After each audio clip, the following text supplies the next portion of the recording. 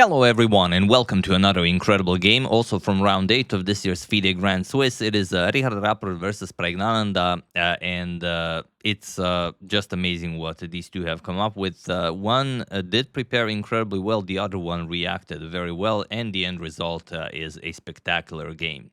So let's check it out. Rapport with white opens with knight to f3. We have pawn to d5 and pawn to c4. So Radić is on the board. We have pawn to e6, transposing into the Agincourt defense of the English.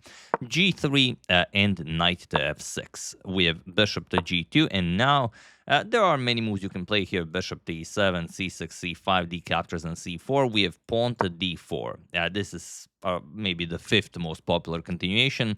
So Pragg making sure that he's not running into any preparation. Or so you would think. We have castles kingside, knight to c6, and pawn to e3. And you're inviting black to trade. You're going to trade queens, captures, and the white is very happy. The rook is controlling the d file. You have the beautiful Catalan bishop, and life is good. But Pragg, of course, will not do that. He wants to fight. He plays pawn to e5 and e captures on d4. We have pawn to e4, a temporary pawn sacrifice challenging the knight. We have knight to g5, and now knight captures on d4. And now not recapturing right away, but first rook to e1, nicely putting the rook in front of the black king. Bishop to e7 and knight captures on e4. We have knight captures, and now there are a couple of games that reach this position. Bishop captures on e4 is the only move that was ever played. But here, Richárd goes for rook captures on e4, and it is now, as of move 11, that we have a completely new game. Okay, so what is the idea behind rook e4? You're inviting bishop to f5, so is Rapport just giving up free tempi here? Let's find out. Bishop to f5, and he goes rook e5, which is, again, very odd, as he's inviting queen d6, which gives Pragg just another free tempo. So Pragg takes it, queen to d6, and now if you go just back rook to e1, why all the rook moves? No, the idea was rook captures on f5. Okay, Rapport sacrifices the exchange, knight captures, and now bishop captures on b7. And here you see there's a bit of a problem here. Although materialistically Pragg is definitely ahead, but if you go something like rook b8, let's say queen a4 check, the king now has to move as you have control of c6. So let's say king f8, you capture on a7, and okay, you have compensation. You've grabbed both of the pawns, now you start pushing the a-pawn, and this is a compensation in itself. So after bishop captures on b7, Pragg goes rook to d8. You can see that Pragg is already below 1 hour, and Richárd is comfortably sitting at 1 hour and 41 minutes, which means that he is still in preparation.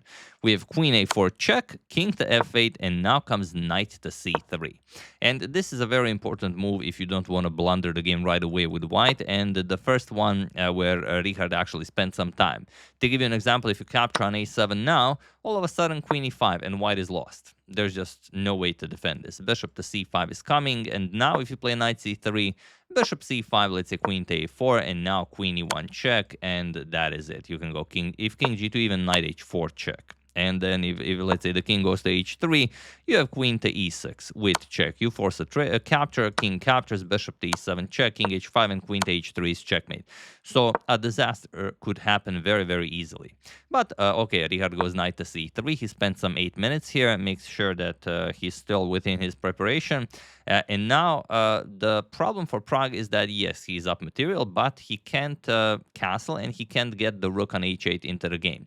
And that's why he just plays pawn to h5. And the idea behind knight c3 is if he tries queen to e5 now, then you can play pawn to d3, and everything is perfectly fine. Now you have bishop to e3 if needed, and also well, depending on what you play. If rook captures on d3, it's not the best, because then bishop to f4, but you can first give a check, so you don't have to worry about bishop to f4, and then let's say king g2, pawn to h5. It's a crazy position that can be played, but you don't really have anything here. So Pragg instead starts with pawn to h5. Now there's already one move in that line that we've discussed, so now queen e5 could be very, very interesting. So bishop to e4, threatening the knight on f5, and queen to e6, attacking the bishop, but okay, it's defended by the knight. We have pawn to d3, now preparing to get the bishop into the game, and knight to d6, chasing away the bishop. We have bishop back to g2, and now Pragg does get his queen e1 check. Okay, bishop to f1 and pawn to h4. And if you're not in your preparation, or if you haven't had something similar on the board at home, and you have this position where the h-pawn is already here, the position ready to open up, you might, feel a little bit vulnerable here. But Rapport just goes pawn to g4. And this makes a lot of sense, covers h5, he covers the h6 squares, so the rook still cannot get into the game. But Pragg says pawn to h3. I'm getting my rook all the way to h4, and there's really no good way for you to stop this. You could play sort of a safety move, queen to c6, so you have time, so you're in time to get back and defend that g4 pawn. But no, Richárd just goes queen captures on a7. He says no problems here. Okay, rook to h4 by Pragg. We have pawn to f3, weakening the king further, and not worrying about anything. But here Pragg plays such a beautiful move that those of you who haven't seen the game, I'm sure, will be very impressed.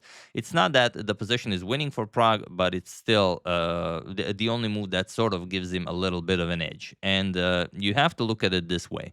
Look at this. There's a queen and king on the same diagonal here. So if you could put a bishop on that diagonal, that'd be great. But there's a knight on d6, so you can't. And even if you could, the bishop c5 isn't defended. So you have to, combine all of that into one thought and play knight b7. And this is really a beautiful move, one that we could even award a double exclamation mark, as now you're threatening bishop c5 check, which just wins the white queen. And the problem with queen captures on b7 is that you don't even need to capture the queen. You can just give a check, and after the bishop moves, so you control the back rank, you just play queen captures on e3. King h1, queen g1 would be checkmate. So how can Richárd deal with this? Well, after knight b7, he goes knight to e4. And now you're probably expecting, okay, now the knight moves. You don't want to give up a free knight. But no, now rook captures on d3. The bishop on f1 is pinned. So again, you have to be incredibly careful here. There's only one good move for Richárd here, and it's definitely not queen captures on b7. If you capture on b7 now, the threat is rook d1. And now after knight d2, defending the bishop, look at this. Bishop c5 check, king h1, and you sacrifice the queen. Queen captures, knight captures, rook captures on f1 is checkmate. So the only move for Richárd here is to bring the queen back. Queen to f2, he has to offer a queen trade. Pragg, of course, will decline it. Queen to d1, and now queen e2, which is now forcing a queen trade. There is no way to avoid the queen trade here. So Richárd goes back, and or rather Pragg goes back, and Richárd now trades on d1. Queen captures, rook captures, and now again only one move for Richárd that doesn't blunder the game. To give you an example, if you play pawn to b3, let's say you want to play bishop b2, trade off the rooks, pawn to f5, game over. Point is that if the knight moves, then bishop to c5 wins the game, and if you capture, then of course we just eliminate the knight. Rook captures on e4, captures bishop to c5 check, king h1 only move, as bishop covers f2, pawn covers g2, and rook captures on f1 is again checkmate.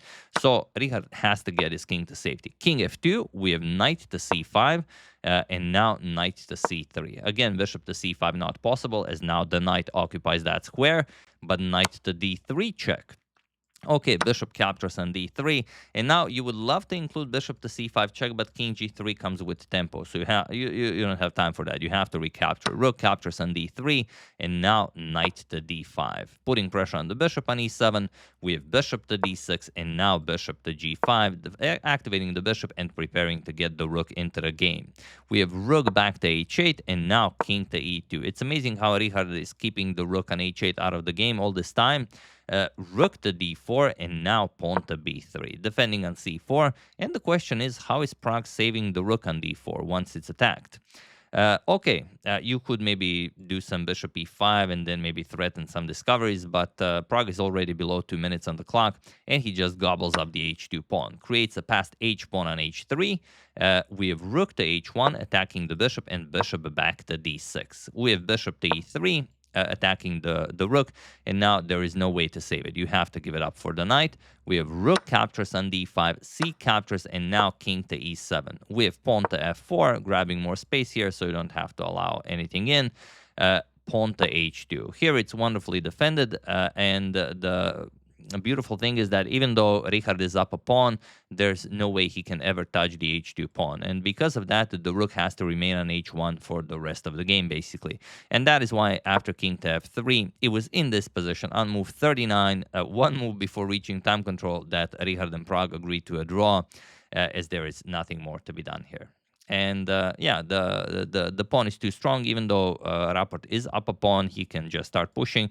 There's no real way to do it because Pragg has this rook h3 move. Now the king has to defend the bishop on e3. So let's say king e4, and now you just play whatever. There's no way for the rook to ever enter the game. Let's say bishop to d4, pawn to f6, and now you start pushing the pawn, but just bishop b4. You take away the dark squares, and that's it. There's no way.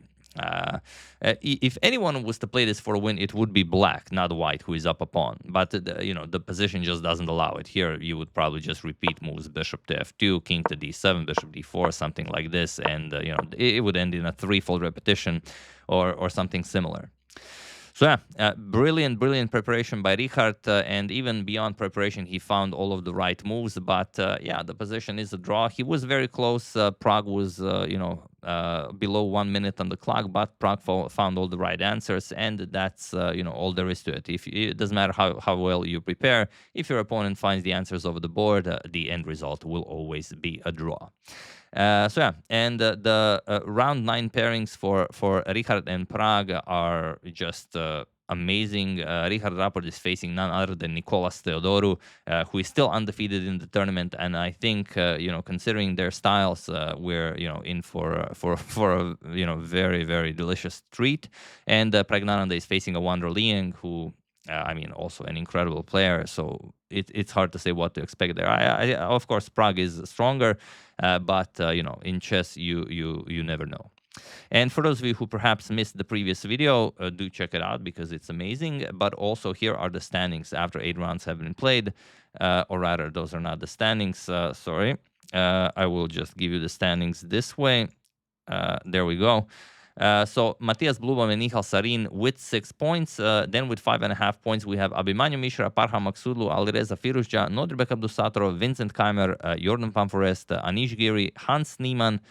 Those are with 5.5 points. And then with 5 points, Jaos Khan Nerdomush, Marc-André Maurizi, Shan Sargsyan, Pranav, Arjun Ergesi, Nicolas Theodoru, Praggnanandhaa, Richárd Rapport, Wander Liang, Vidit Gujarati, and so on and so on. Believe it or not, former World Chess Championship candidate Jan Nepomniachtchi is only 21st at the moment. But yeah, exciting stuff happening in the next round, and in every round. This is such an exciting tournament because the prize is so great that everyone is fighting their lungs out. It's just the best classical chess possible. So yeah, that's the game. Hope you guys enjoyed it. Brilliant chess by Richárd and Praggnanandhaa. It was a pleasure sharing this with you guys. I would like to thank Carmen Polifronio, Austin Wheeler, Ali Rukoglu, Joseph McCardle, and John Verriet for a contribution to my channel. Thank you a lot. I really appreciate it. As usual, you can check 2 of my previous videos here. Thank you for watching, and I will see you soon, continuing to check up on your wonderful suggestions and whatever else happens in the chess world. So thank you all. I will see you soon, and have an excellent rest of your day. And if you want to learn how to play tricky lines like Rapport does, then download Lotus Chess. First link in the description below, and surprise your opponents in every game. See you soon.